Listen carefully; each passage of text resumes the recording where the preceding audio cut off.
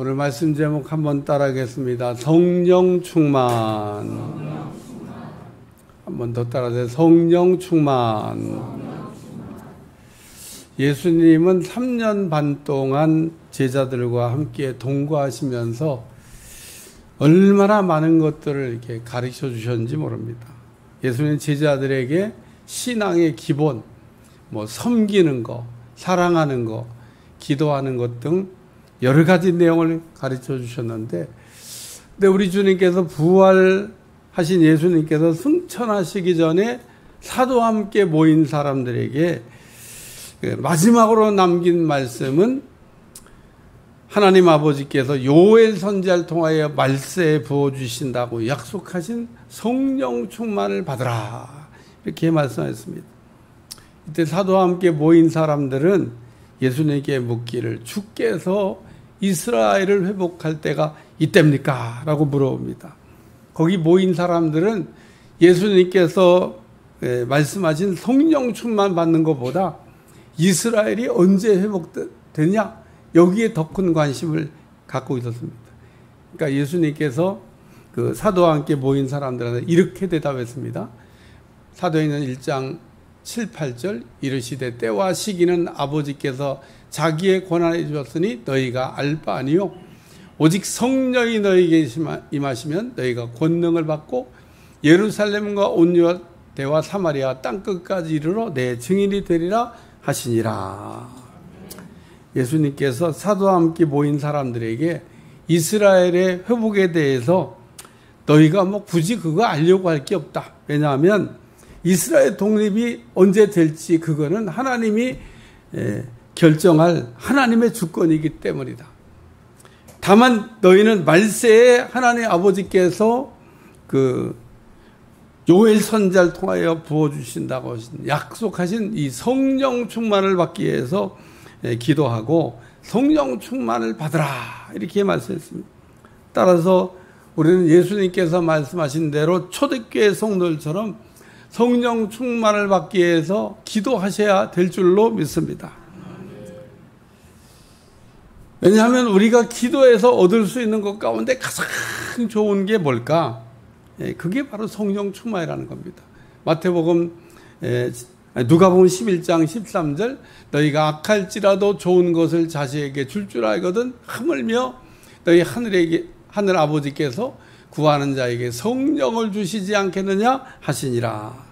다시 말해서 우리가 기도해가지고 얻을 수 있는 것 중에 그 성령 충만보다 더 좋은 것은 없다, 그런 얘기입니다. 성령 충만은 하나님께서 우리를 위해 친히 예비해 두신 여호와 일에 가장 좋은 선물인 줄로 믿습니다.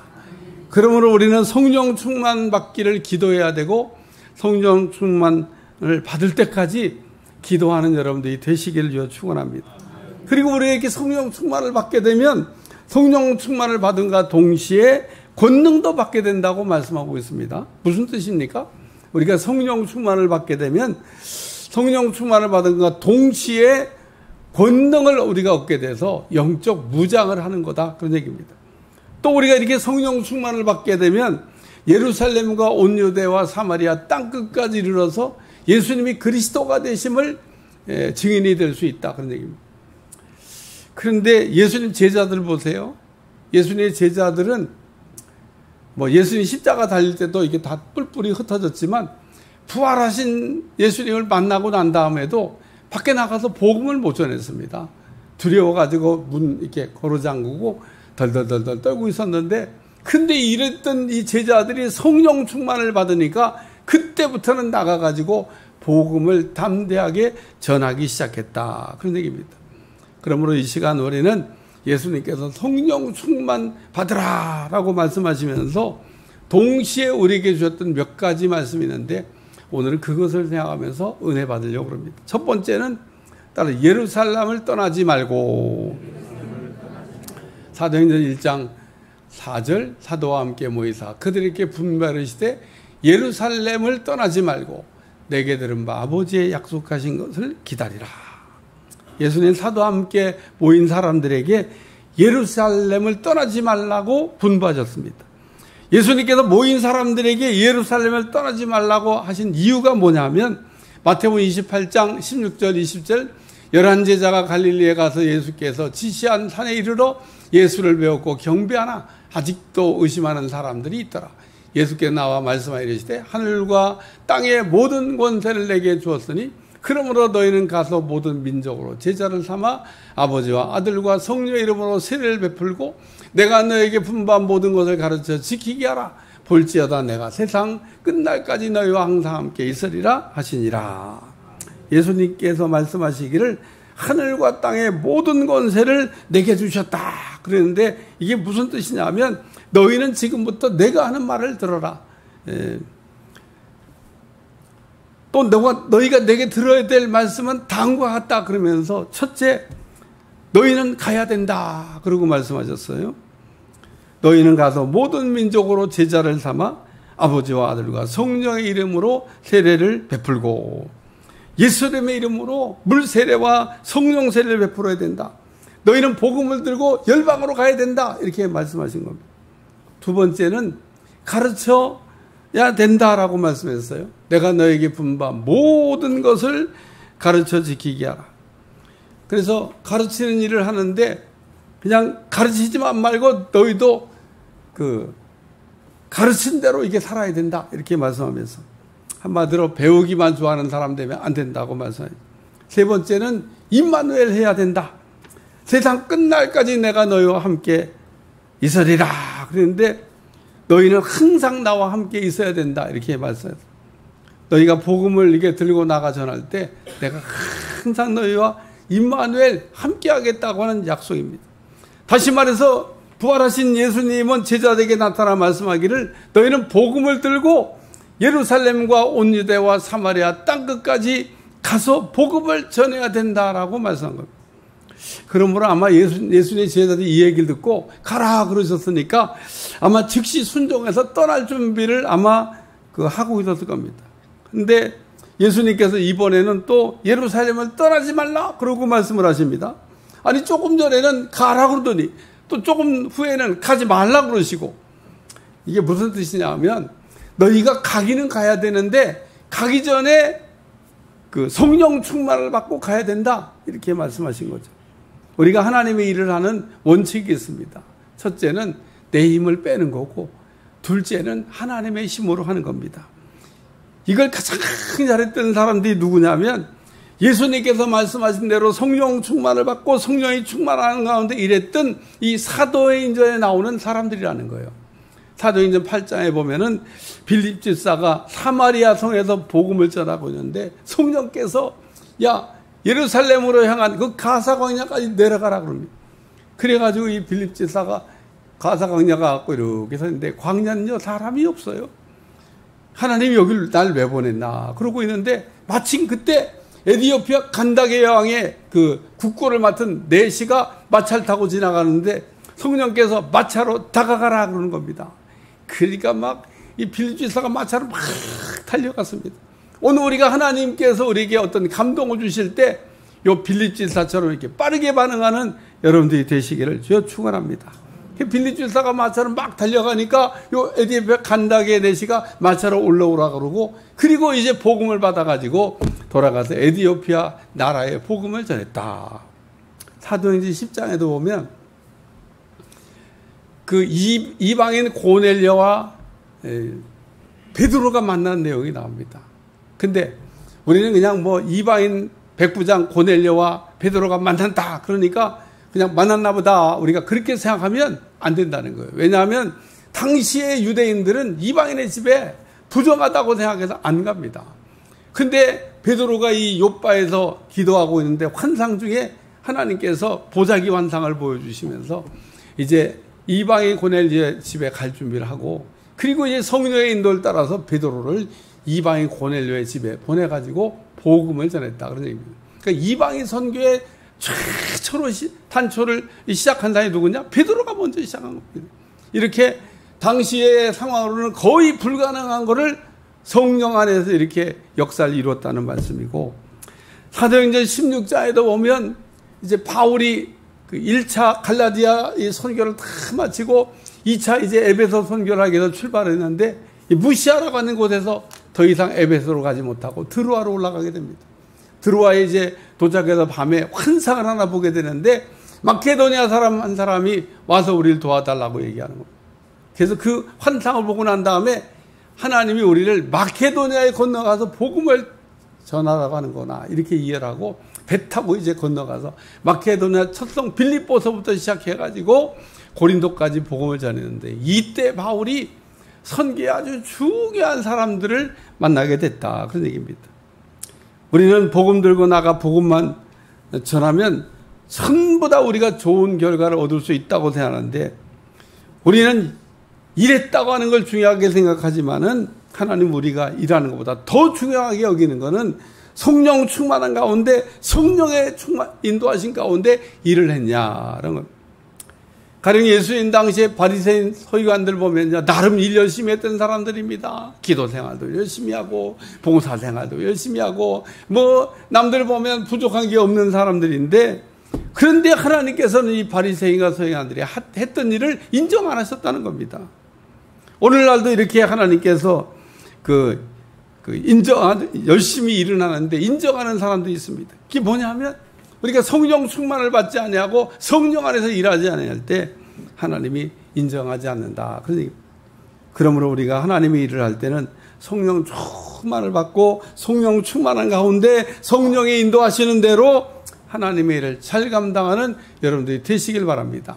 그러므로 예수님께서 복음을 전하 나갈 때 나가서 일하는 것보다 더 중요한 게 성령 받고 나가야 된다. 이렇게 말씀하신 겁니다. 두 번째는 따라 약속하신 것을 기다리라. 한 번 더 따라 약속하신 것을 기다리라. 사도행전 1장 4절 사도와 함께 모이사 그들에게 분부하여 이르시되 예루살렘을 떠나지 말고 내게 들은 바 아버지의 약속하신 것을 기다리라. 예수님은 사도와 함께 모인 사람들에게 예루살렘을 떠나지 말라라는 말씀과 동시에 너희는 내게 들은 바 아버지의 약속하신 것을 기다리라고 얘기했습니다. 예수님께서는 부활하신 후에 40일 동안 사도와 함께 그리고 모인 사람들에게 하나님 나라 일을 가르쳐 주시면서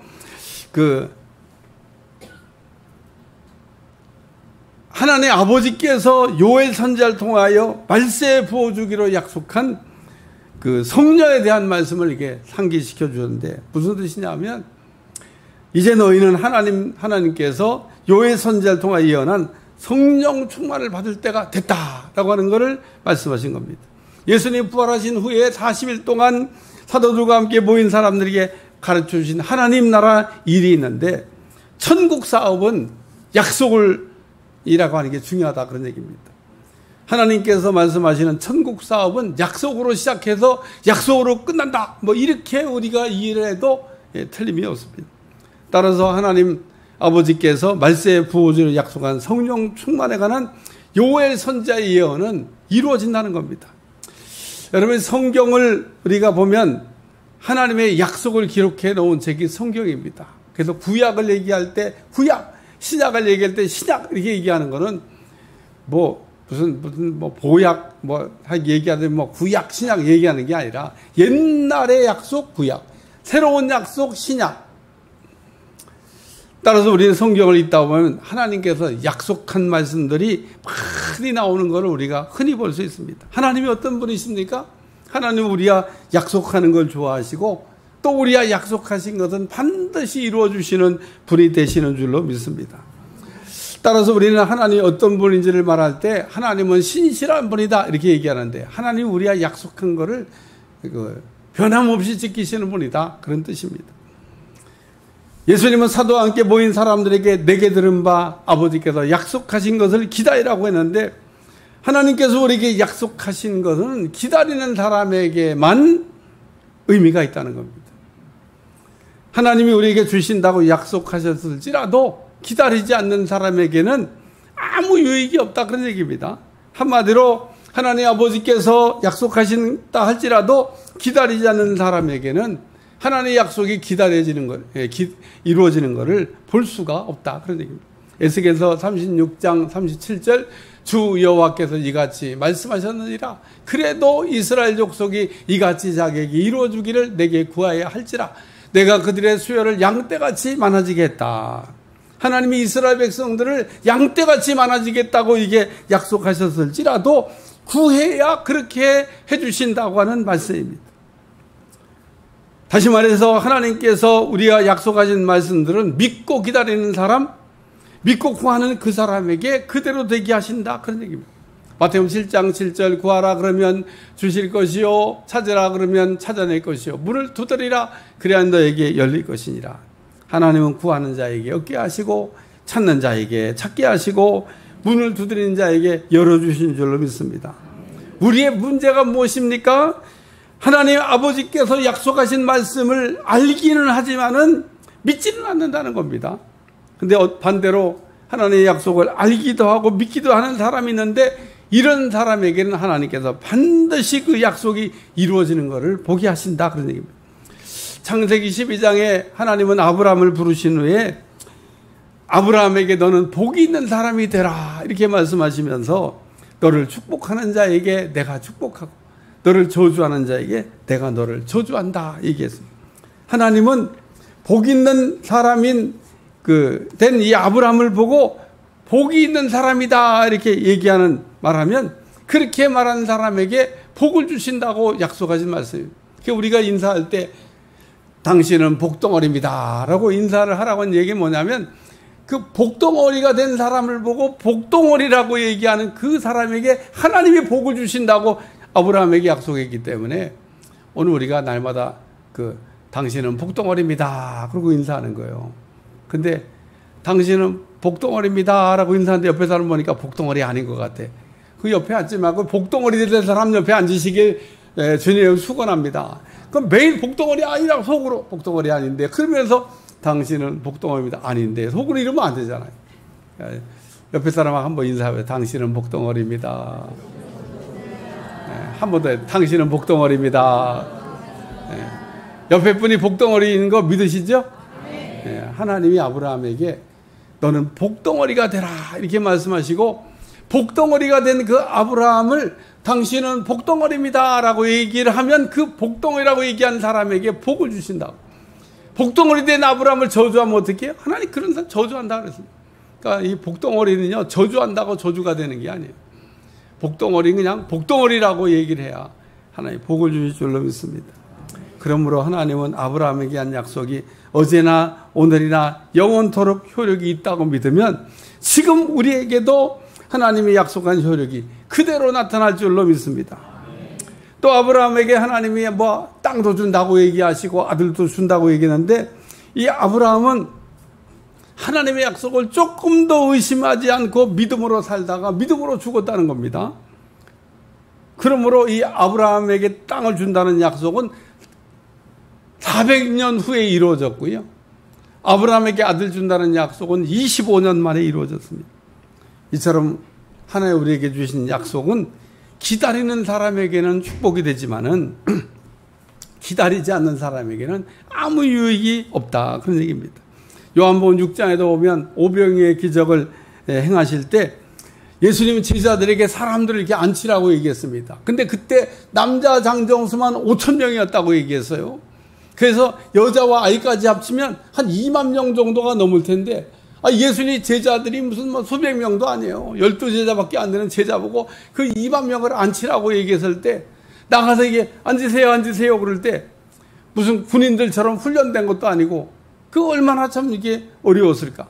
그리고 어떤 사람은 이렇게 서성거리다가 보니까 먹을 것도 없는데 뭘 먹을 거 준다고 앉으라고 그래. 우리 가자 그러고 간 사람도 있을 거고, 어떤 사람은 또 그냥 먹을 걸 주면 되지 또 앉으라고 그러냐고 그러면서 또 앉는 사람도 있을 거고, 어떤 사람은 그냥 앉으라니까 우리 그냥 순종하는 마음으로 앉아 그래 앉아.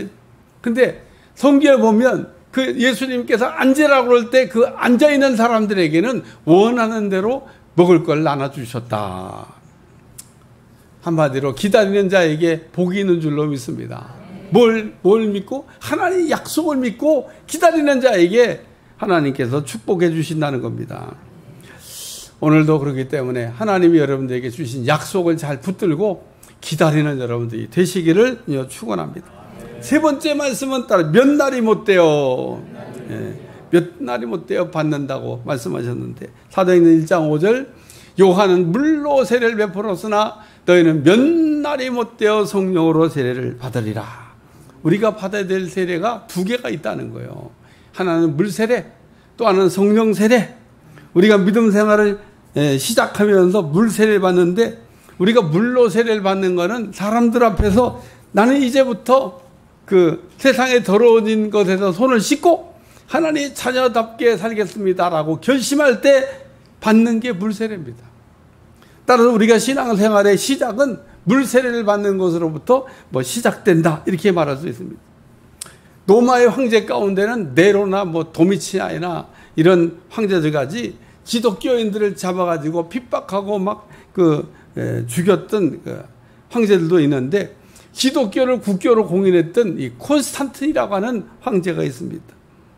이 콘스탄틴이 자 이제부터는 우리는 다 이제 기독교를 국교로 한다 그러고 보니까 이 세상에 자기 어머니도 예수님 믿더라는 거예요. 신하들도 보니까 예수님 믿는 사람들이 많더라는 겁니다. 이렇게 이제 콘스탄틴이 기독교를 국교로 했더니 이제 교황이 찾아와 가지고 이제 황제시여 예수님을 믿으시죠. 그리고 세례 받으시죠. 그랬더니 콘스탄틴이 이렇게 얘기했다는 거예요. 지금은 아니고 내가 지금 세례 받고 또 죄지면은 지옥 갈지 모르잖아. 그러니까 내가 죽기 전에 얼른 와가지고 나한테 세례를 베풀어 달라. 그렇게 얘기했다는 얘기입니다. 근데 우리가 죽는 거 어떻게 시간 맞춰놓고 죽는 겁니까? 우리가 죽는 사람들 보면 어떤 사람 하다가 우리가 죽는 거에 언제 죽을지 아무도 알 수가 없어요. 그렇기 때문에 오늘 우리는 물세례도 얼른 받고 성령세례도 얼른 받고 우리가 받으러 올 때 얼른 받는 여러분들이 되시길 주여 축원합니다.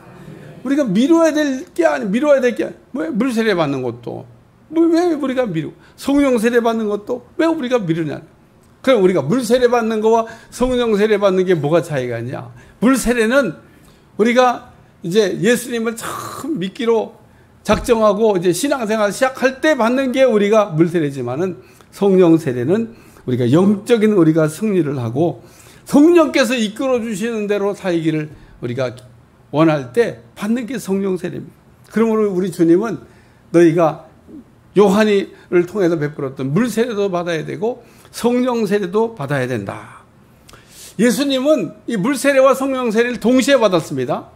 우리가 그냥 물세례 받으면서 성령세례까지 그냥 같이 받으면 그것보다 더 좋은 게 없죠. 근데 대부분의 사람들은 물세례 받은 후에 시간이 이게 얼마 지난 다음에 성령세례를 받게 됩니다.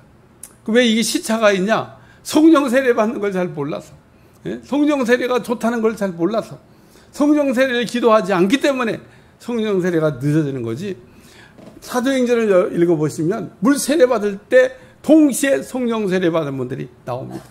그렇기 때문에 어떤 사람은 동시에 받을 수도 있고 시차를 두고 받을 수도 있습니다만은 우리는 물세례도 받고 성령세례도 받고 그 안에서 우리가 믿음 생활을 잘해야 될 줄로 믿습니다.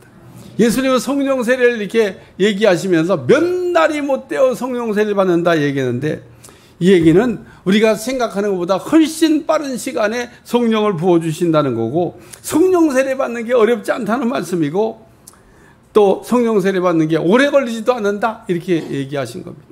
따라서 초대교회는 예수님이 말씀하신 것처럼 하나님 아버지께서 요엘 선지자를 통하여 말세에 부어주신다고 약속하신 이 성령을 몇 날이 못되어 전부 다 성령으로 세례를 받았다.